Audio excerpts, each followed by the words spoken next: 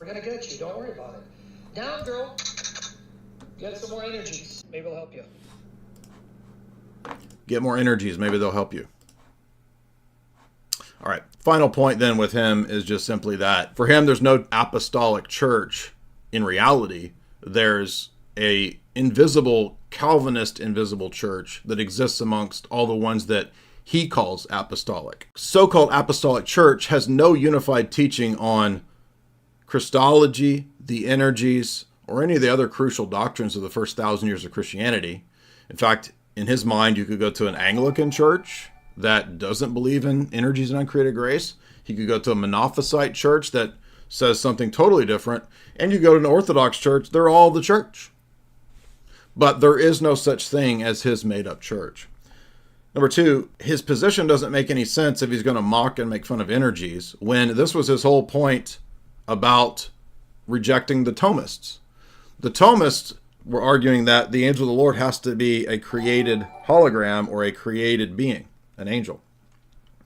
And so he saw the theophanies. Okay, but you don't have theophanies without the essence energy distinction. He doesn't even know this. So this is a person who doesn't know any Orthodox theology. He's not catechized. He has no authority, no blessing. So he's basically just still a Protestant is the issue. And if you come to Orthodoxy, one of the things you have to learn is that it takes many years to get healed from Protestantism and Calvinism. And of course, he comes out of a Calvinist background. So there's no true church in his position. He has a Nestorian invisible church ecclesiology. There's no consistent, coherent doctrine of theophanies because he says that the energies are something to make fun of, which he doesn't understand is the only way to have theophanies. There's no bishop or authority above him that keeps him in check or calls him out or has given him a blessing to have a, quote, ministry. Okay, I'm not talking about debating. He himself says it's a ministry. And so he's still not catechized properly as an Orthodox person. He went directly from anti-Islam to now I'm suddenly made up Catholic Church apologist ministry online. So he's in the same position as James White of self-appointed public teacher with no authority or oversight. And 5, he has bad reasons for remaining a Roman Catholic. They're all personal, subjective reasons that he feels there's orbs that are surrounding him, and that's telling him this and that, and he has miraculous meetings with Roman Catholics telling him that he needs to be Roman Catholic, and he feels this and that. Those are not good reasons. Well, I can have communion at the Catholic Church, and the Orthodox won't give it to me. Well, maybe you need to be catechized and start the process. But that would require humility and abjuration of errors. And so you understand that what's the root issue here? The root issue is that you can't make up your own online church. You have to be under authority, and you have to go through the process of being healed and have a change in your noetic faculties to be opened up to this new theology, which is only had through the sacraments. And you cannot keep hatred and anger from your Calvinist days as your modus operandi of the Orthodox Church. Doesn't mean you can't debate people, but the erratic, weird manifestations display some kind of healing that's needed. And that can only happen through having a spiritual father that holds you in check and the sacraments in the Orthodox Church. That's it. And this is why Roman Catholicism doesn't provide this healing. Roman Catholicism doesn't even have a nous doctrine. They don't believe in the heart. There's just the intellect and the body. So he's unknowingly gone into a thing that, ironically, is the very opposite of the theology that he's been arguing for the last however many decades or years. He doesn't even understand that Roman Catholic dogma, and he thinks this because he's listening to an idiot. He thinks that when Albrecht tells him he doesn't have to believe this or he can twist this and interpret it in some other way. No, you don't understand. And I've sent him the issues about your attitude in Roman Catholicism that you have to submit to the magisterium. The magisterium is not what you think it is. So they're all going to be Protestants, him and Albrecht, when they go into reading the magisterial texts and say, well, I don't have to accept that. I don't have to do this because I've already been down this road. I've done the Roman Catholic thing. I know how it works. I know all of this Roman Catholic nonsense inside and out. The church regards with esteem the Muslims. Does that sound like Sam Shamoun? They adore the one God. Adoration in Catholic theology, he doesn't even know this, is a term of worship. The one God that lives and subsists in himself, merciful and all-powerful, the creator of heaven and earth.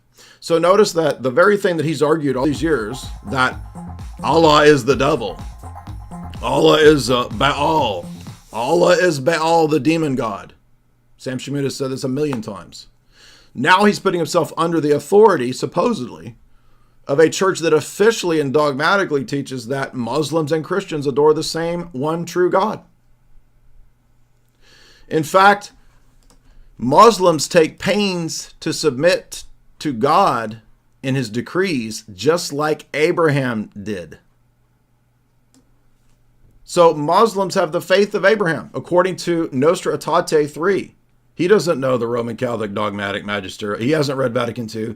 He hasn't read the Council of Trent. He hasn't read Denzinger. He doesn't know any of this stuff. And I've been trying to tell him for a few years now, warning him about this. Doesn't care. He would rather yell at Muslims on the internet than actually learn what the Roman Catholic positions actually are, and then fall back on Albrecht, who literally looks like a gay leather daddy biker guy. I mean, you can't make this up. Look at this dude. Look at this dude. Wait till you see the... He should be like the pastor of like a biker church or something. You know what I mean? That's his vibe. And look, we know Albrecht doesn't know anything about philosophy, doesn't know anything about metaphysics. All he does is bark about, I'm using their terminology, bark. All he does is bark about church history and the papacy and what, Mary. That's like the only things he talks about. It's not just Nostra Aetate that talks about this relationship. It's also Lumen Gentium 16. So both of these texts are dogmatic, official Vatican II teachings. And if you're wondering why the manifestations that you're seeing, the real manifesting, is because you can't accept these contradictory positions and not go insane. Roman Catholics, I literally believe they actually go insane the more that they know and understand and are exposed to what the papal teaching and position actually is. And it says here, the plan of salvation also includes those that acknowledge the Creator, the first of whom are the Muslims, who profess to hold the faith of Abraham, and along with us, adore the one and merciful God. Now notice in the Nostra Aetate text, it said that they do submit to God's decree, just like Abraham. Because Roman Catholics say, well, it doesn't say they have it, it says they profess to have it. No, in Roman Catholic theology, adoration is a worship term. So Muslims worship the one true God, and that's all premised on natural theology in the Roman Catholic Church.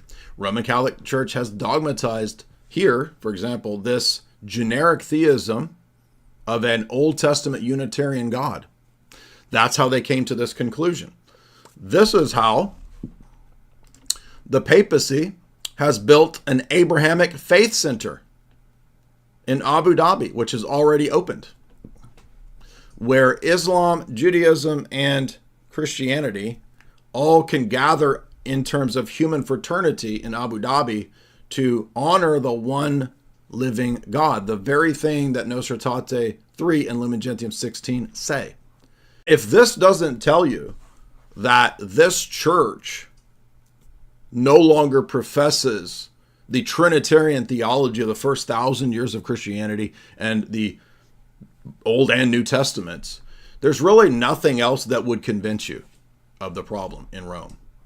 And it's not just, well, that doesn't count, it's not dogma. No, actually, Vatican II is dogma. Do you know that any Catholic church that you go to in the world, you are expected to believe Vatican II? There's no Roman Catholic churches that will tell you Vatican II is optional. In fact, the Catholic Catechism, the Catechism of the Catholic Church, is filled with citations from Vatican II. Why would that be optional? On what basis is it optional? It's not optional. You don't have an option to believe it or not. In fact, there are 5 places in Catholic dogma that tell you not only do you have to believe the ex cathedra statements, you also have to believe all the things that are normative ordinary teaching in the church. And even if you think it's wrong, even if it's not, quote, infallible, you're supposed to submit to it with docility. That's canon law in the Roman Catholic Church. But this is exactly why these people's pope, including Sam Shamoun's new spiritual leader, goes and prays towards Mecca in the mosques.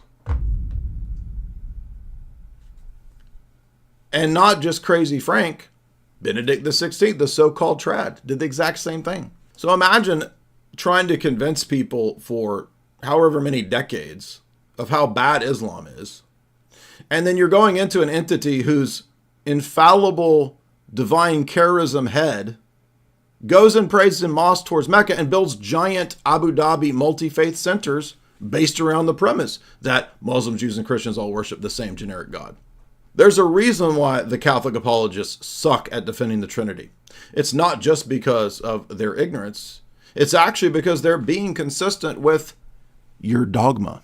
So there's not really a need for debate with these people because they're not recognizing and don't have discernment to see what is obvious departure. There's nobody in the first 1,000 years of Christianity that would do anything like this. And in fact, the ancient canons say you cannot pray in the synagogues or in the heterodox churches so-called. What does that tell you about Sam Shamoun's made-up position that all the apostolic churches are the church, when the canons of the councils say you can't go and pray in the temples of the schismatics and the heretics and in the synagogues? Now, beyond that, the ancient canons themselves from every 7 ecumenical councils literally contains canons that contradict Vatican I. And I'll give you this article here that shows all of the canons that contradict Vatican I. The document on human fraternity, this is the document that Francis drew up that is the basis for the Abu Dhabi Multi-Faith Center. The entire document is nothing but social justice warrior, one world religion nonsense. This is what these people are signing on for. This is what Albrecht and all these people are trying to convince you to join. The thing that Francis runs, which is already essentially put into law, church law, the very principles that especially Shamoun has spent decades arguing against. So there's a spiritual delusion that's at work. That's the root of this problem, you see. It's not an intellectual issue. And in fact, the Vatican itself, in their documents, when it comes to ecumenism,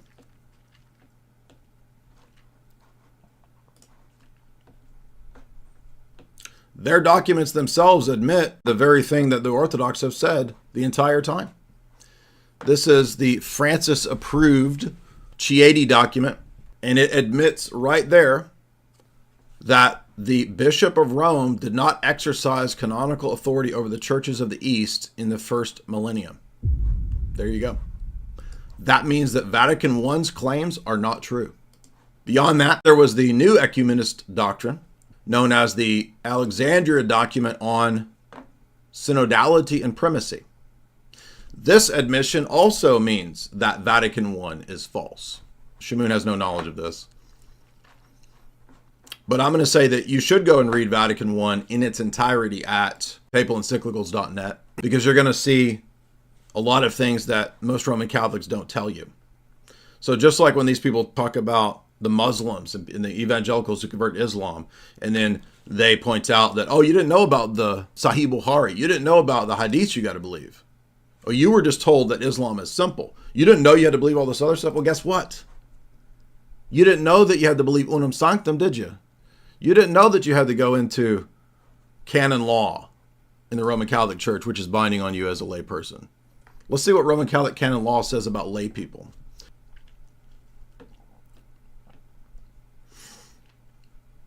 Although an assent of faith, this is the Vatican II canon law. Although in assent of faith, a religious submission of intellect and will must be given to a doctrine which the Supreme Pontiff or the College of Bishops declares concerning faith or morals when they exercise the magisterium, even if they do not proclaim it a definitive act. So although it's not an assent of faith in the sense of dogma, in other words, they're saying that because the Pope might teach something that is wrong in magisterial cases. This is called the ordinary teaching in Catholicism. Okay, do I have to submit to the ordinary teaching in Roman Catholic canon law? A religious submission of intellect and will must be given to the doctrines that the Supreme Pontiff or the College of Bishops teach, even if they do not declare it a definitive act. This destroys the lie that they all tell each other, that they only have to believe the ex cathedra statements. And I have a whole talk on this showing that that's not true. There's 5 statements in Catholic theology and dogma that tell you that you can't just believe the ex cathedra statements. You don't get to handwave Vatican II. And just like when you call out the Muslims, oh, it's not just Quran, baby. You also got to believe all of this other hadith stuff. Oh, it's not just popes ex cathedra, baby. You also got to believe all this papal nonsense, baby. Let's give you another easy example. In 1302, it was dogmatic that you had to believe in the temporal supremacy of the Roman bishop to be saved. Do you know what this refers to? That the Pope is not just a spiritual head of all the world, he's also a temporal world ruler and magistrate, a civil magistrate. And Boniface made this a dogmatic statement in 1302 that you will be damned if you don't also accept the temporal authority. Now, post-Vatican II, the Roman Catholic Church no longer teaches this. In fact, all of their documents about religious liberty, all the things that you find in Dignitatis Humanae and the other document, they teach freedom of conscience, freedom of worship, all of the things that the pre-Vatican II popes had condemned. So, Mirari vos, quanta cura, lamentabili san, pacendi dominici gratius, those are some examples of the syllabus of errors. All the things condemned in the syllabus of errors, that's as late as Pius IX, the Pope of Vatican I. All of that is reversed at Vatican II. Prior to Vatican II, only a couple decades prior, because of the dangers of the interfaith ecumenist movement, Pius XI in 1928 wrote a famous encyclical called Mortalium Animos. And in Mortalium Animos, he outright condemns all interfaith gatherings as apostasy. There it is right there. These interfaith gatherings, according to him, are a surrendering of the faith. It is clear that the Apostolic See cannot take part on any terms in these assemblies, nor is it lawful for Catholics to support the ecumenist interfaith works, because it would give rise to a false Christianity. So you understand, it is an apostasy, according to Mortalium Animos, to have interfaith gatherings, and the papacy cannot support it on any terms. Vatican II reverses this in an outright 100% contradiction, and doesn't just make the interfaith gatherings amongst so-called Christian groups, Protestants, Anglicans, whatever. Vatican II goes even further and makes it a interreligious gathering. And that's what happens at the 2 Assisi gatherings, where John Paul II gets all the world religions together in a world prayer meeting. A world prayer meeting to what? To all your respective deities. So 1928 condemns all ecumenism right here. And within a few decades, suddenly ecumenism is the work of the Holy Spirit. And this is what Shamoun wants to go to. Well, what I say about a lot of the people who choose Roman Catholicism in these settings is that you get what you choose. So here is my talk from a while back, how Vatican I refutes Roman Catholicism and the papacy, right there. Here is another talk about how Vatican I and the papacy are themselves contradictions. And I'm going to give you another one about showing that Vatican II, you have to believe it. Roman Catholics lie and tell these tall tales that, oh, you don't have to actually believe Vatican II. You can hand wave it. It doesn't count, you see. Now, anything that the papacy confirms, as you just saw, for the entire church from the apostolic chair, you got to believe it. And really, it doesn't matter whether it's ex cathedra, whether it's universal ordinary magisterium, because you still have to submit to the ordinary teaching, even when it's not infallible, as Canon 752 says. So this is why Shamoun and Albrecht and all of these goofballs are out to lunch, because they've chosen something for whatever reasons. I don't know what the reasons are. Various weird, dumb reasons. Maybe because the papal church loves Skittles now. Maybe it's a Skittles thing. I don't know. You see this talk here? If you go to the description of this talk, you will see the links to the 6 places in Catholic dogma that you have to accept Vatican II. So you see there's no outs here. There's no way for these people. There's no place for them to run. You don't even get to interpret Vatican II. Vatican II is what the papacy tells you it is. Now, what's the source of all this again? In 1090, when the papacy schismed from the Orthodox Church, something radical happened in the Latin West. The Pope decided that he was also, on the basis of the forgery known as the Donation of Constantine, a world ruler. And not only was he a world ruler, he also made it dogmatic that in order to be saved, you must submit to and believe in his worldly temporal authority. The Roman Catholic Church no longer teaches this. In fact, the Pope took off his triple crown. He doesn't wear a 3-tiered papal tiara triple crown anymore because it signified his triple authority, including his earthly Quisatz Haderach, king of the world status. I'm not kidding when I say that. And if you read what Dictatus Papae initially says, the claims are preposterous. They're outlandish and ridiculous. And you don't see any of these claims in the first 1,000 years of Christianity because it's an evolution, it's a development. But Shamoun and none of these people know this, and I guarantee you Albrecht has no answer to this because he probably isn't even aware what Unum Sanctum says about the temporal supremacy of the Roman bishop. So in 1090, Pope Gregory VII mandates Dictatus Papae, that the Pope is a world ruler. By 1302, Boniface VIII dogmatizes it in Unum Sanctum, and even says that you have to believe it to be saved. In post-Vatican II, the Roman Catholic Church teaches freedom of conscience, freedom of worship, the dignity of the human being, and no one should be forced to believe this or that. The exact night and day opposite of this position. Now, there are many more contradictions in Roman Catholic dogma. I'm just giving you some of the easy basics to disprove this stuff. My goal is to get your mother and piss on her and get the shit out that whole, and then also you filthy dog, for threatening my daughters. Yeah, well, I mean, yikes.